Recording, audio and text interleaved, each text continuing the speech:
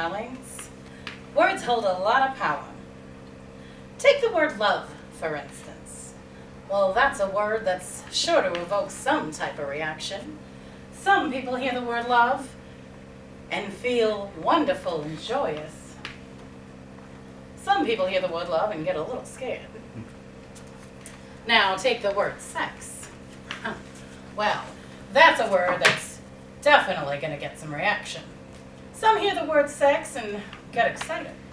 Some hear the word sex and get embarrassed. Well, sex is a word that tends to set off the senses for me. But words are my life, words are my living. When the word sex is set off the censors, well, you might call it embarrassing, I call it a paycheck. I've always wanted to be a star, and my mother, Matilda, knew I would be. Her name's Matilda, but everybody knew her as Tilly. Well, my career started when she got me booked in some burlesque clubs. Well, now, my father wasn't too keen on that idea. Darling, I adore you so much. And you know, I'm always proud of you. But I don't think spending time in those types of places is the best for you. I encourage you to focus on other things and ways to perform. It's just not right for a girl your age to be in burlesque halls. Well, I went anyway. And wouldn't you know it, when I came home with that $10 prize, well, my father had a change of heart. In fact, from that point on, I had him to carry my costumes and shimmy on from the wings every performance. Till I knew I'd be a star, and so I continued on to vaudeville. Well, in vaudeville, I learned that when you write your own material, you can write your own paycheck. And I was good at it. It was a way of showing off my own talents. Well, it was one of the ways of showing off my own talents. Now, vaudeville days were great writing my own material. Now, I'll tell you what, I never typed. I never learned how. I actually learned that at some point, if you just said what you wanted to say, somebody'd write it down for you. So I never had to learn that. Now, writing my own material did get me into a little bit of trouble now and again. In fact, the most trouble I got into was when I wrote the play Sex. There's that word again. Well, wouldn't you know it, this fabulous play that I think was probably some of my best work went off without a hitch for about a year. And then one day, the police came and raided the place. Well, they gave almost everybody a ticket for lewd behavior.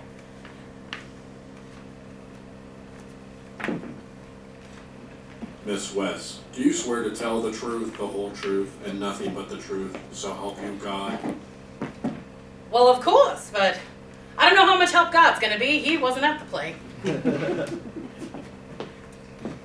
Miss West, you are charged with lewdness and corrupting the morals of youth.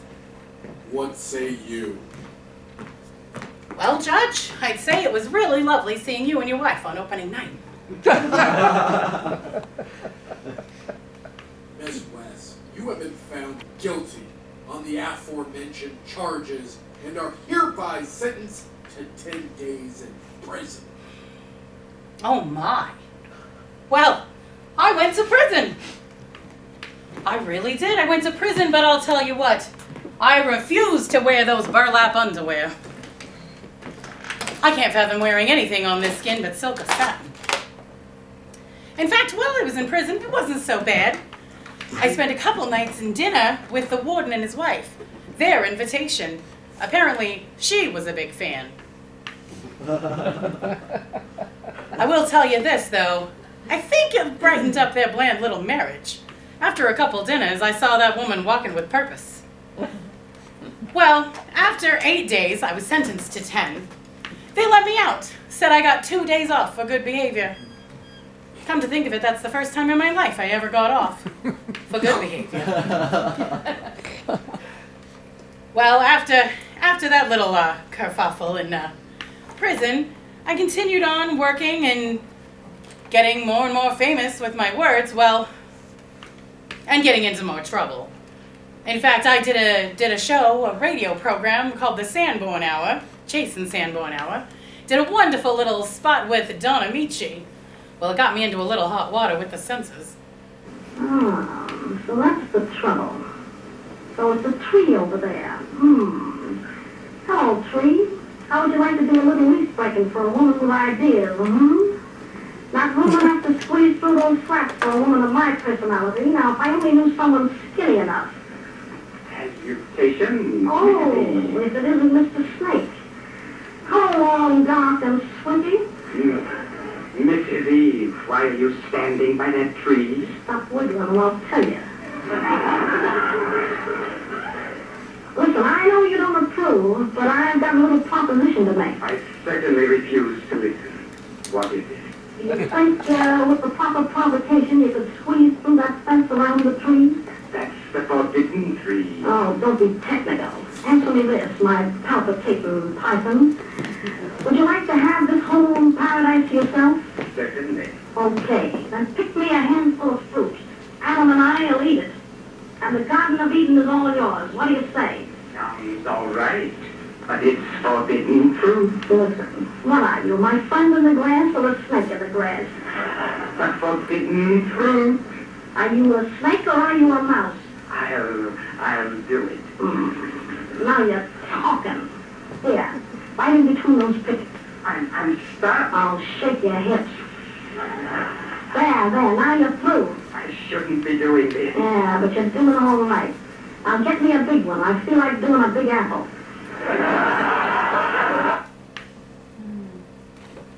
Well, the censors were definitely not pleased. Neither were some, rather religious groups. Dear Miss West, we have received many letters and phone calls in concern of your performance on the Chase and Sanborn Hour. In response, our advertisers are rather upset. At this time, we have no choice but to no longer have you as a guest on this show or any other NBC broadcast in the future. Well, what's a girl to do? But I figure I'm not too keen on being told what I can and cannot do. In fact, many years ago, my apartment managers came to me and said that a certain friend of mine was not welcome in the complex. Well, he just happened to be a tall, dark, beautiful African man. And I was very fond of him. He had a certain way about him. Well, they told me that he was going to have to go, or I was going to have to go, and I'll tell you what, I loved my fabulous apartment. So we thought long and hard about it, and, well, what's a girl to do when pushed up against a wall? I'll tell you what I did. I went ahead and bought the building.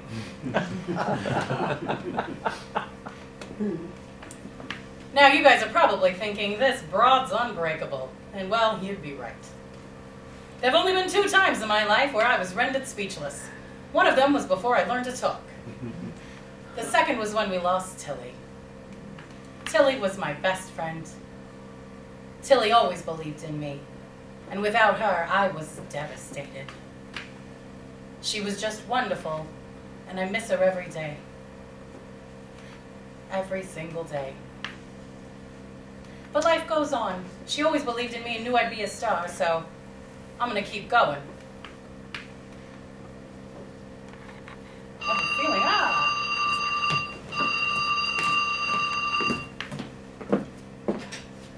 Hello. Miss West, there are a dozen men downstairs to see you. Well, I'm feeling pretty tired. Clark, go ahead and tell one of them to go home.